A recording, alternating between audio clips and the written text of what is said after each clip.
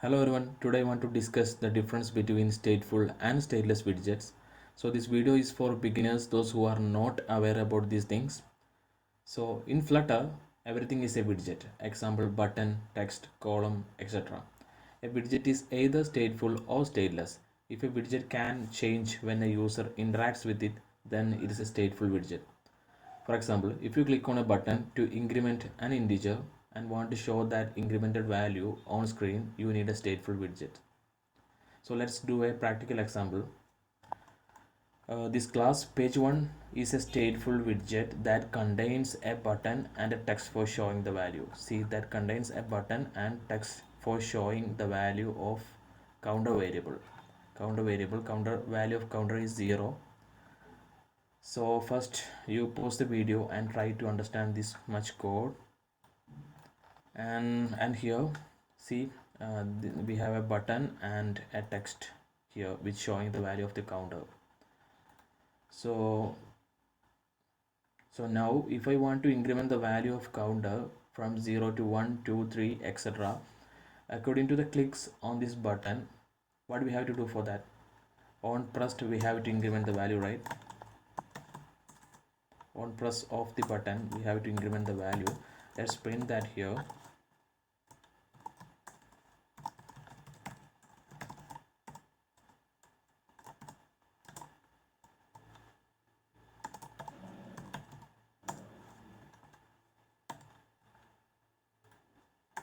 Let's run the app.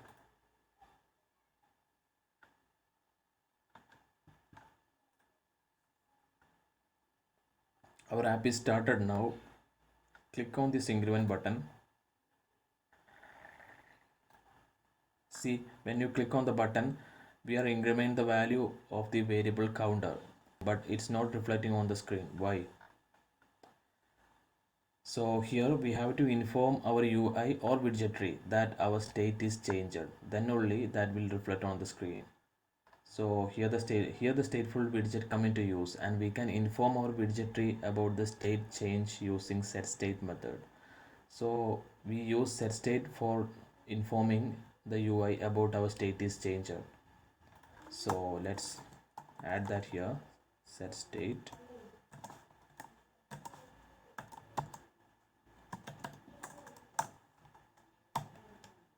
And let's run the app again.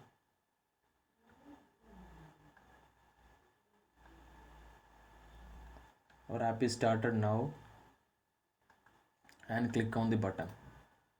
See, now our state changing is reflecting on the screen.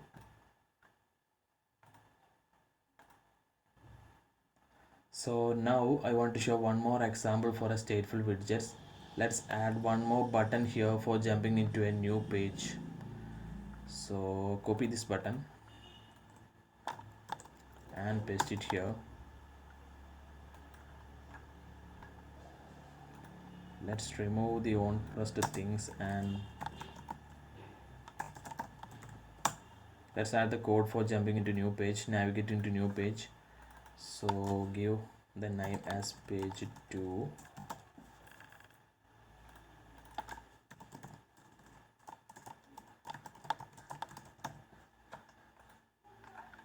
Let's create one more dot file here.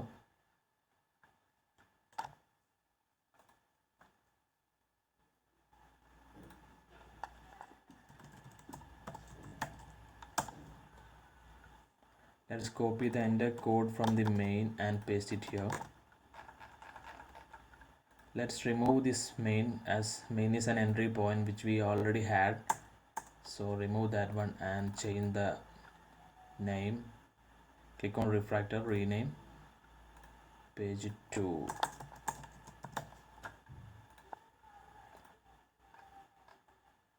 Let's give the title on the app bar also into page 2.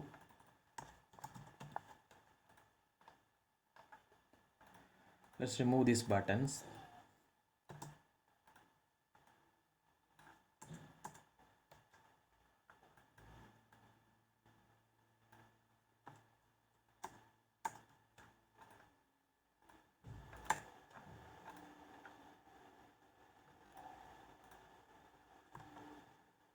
Press Alt Enter for importing the page 2.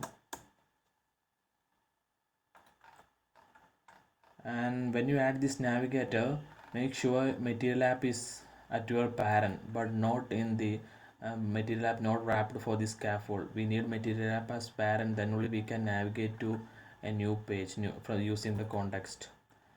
So now let's run the app again.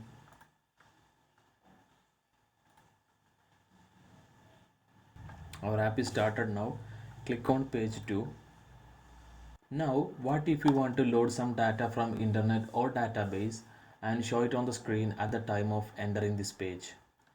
So what you can do for that? In that case, we'll override we'll override the init method.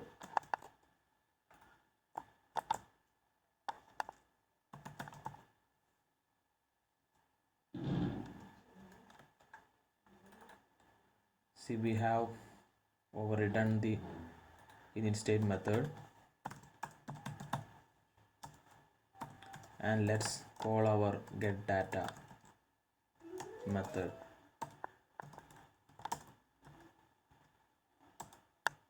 And in the getData method, assume that you are making some HTTP GET request or some API call to get the data, and assume it's taking 2 seconds for the response. So for time being, let's add this will make it 2 seconds delay here. Press Alt Enter, and after 2 seconds assume that you are getting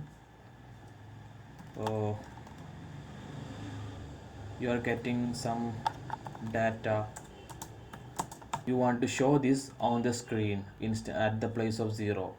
So what we can do, let's remove the counter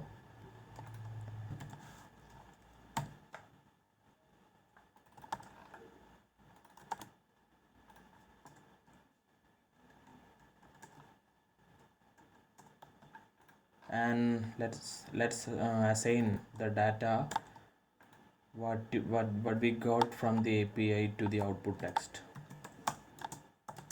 API means we have hard-coded here for now. In your case, you can use API or you can load data from database from whatever. Let's remove this final. Now let's run the app again.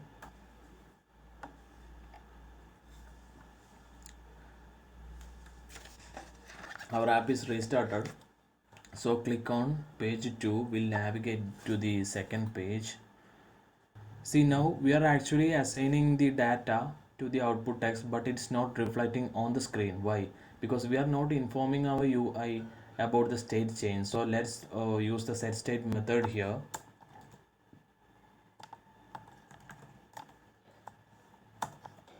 And put this inside setState, and let's start the app again. So this setState is only available for the stateful widget. So remember that thing. Click on page 2, 1, 2. See, after 2 seconds, it's changed. The new data what we got is assigned to the output text. So this is the first method. This initState is the first method called when the widget is created. initState is called only once when you entering this page. Similarly, when you exiting this page or you are destroying this widget, what will happen? It will call the dispose method. So we can override dispose also.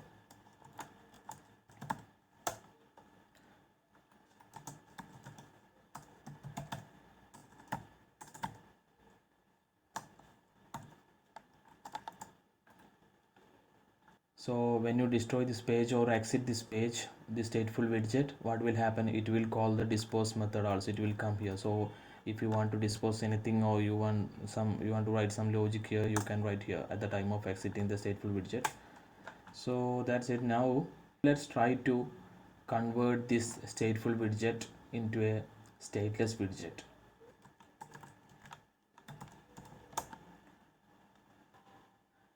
And the stateless widget does not does not having the override of create state, does not override create state. So let's convert these two class of the stateless widget into one. So let's remove these things, make this one class. Now you can see that initState and dispose is showing red line. Why it's showing like that? Because we cannot change the state of a stateless widget. So we cannot do anything when you enter or exit a stateless widget. Means if you want to be notified when it's initialized and disposed, a stateless widget does not have these callbacks. So we have to remove these things. So this is one difference between the stateful and stateless. You cannot have these callbacks. That means you cannot do anything when you enter or exit a stateless widget. So this is one major difference. So let's remove that one. Also see, you can see that setState also showing a red line here because the setState is not defined for a stateless widget. So we cannot, as the stateless widget does not have a state, we cannot change the state. So there is no use of setState. So we can remove the setState and enter things. So stateless widgets are used for some hard-coded kind of stuffs actually. I will show one more example here. Let's assign, let's give some data from the page 1 when you enter this page.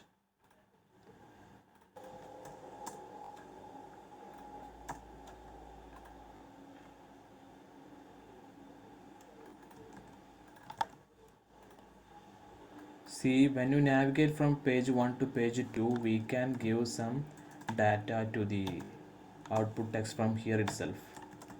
Data from page 1. And let's run the app again.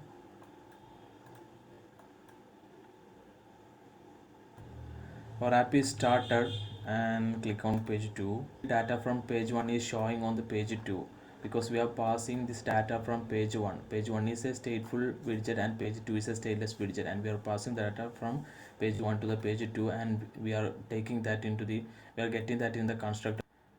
So if your widget does not manage any state and it's only depends on its constructor arguments like this, it's better to use a stateless widget because stateless widget is faster and more maintainable than a stateful widget. So for more videos like this, please support me by like, share, comment and subscribe. Thank you for watching.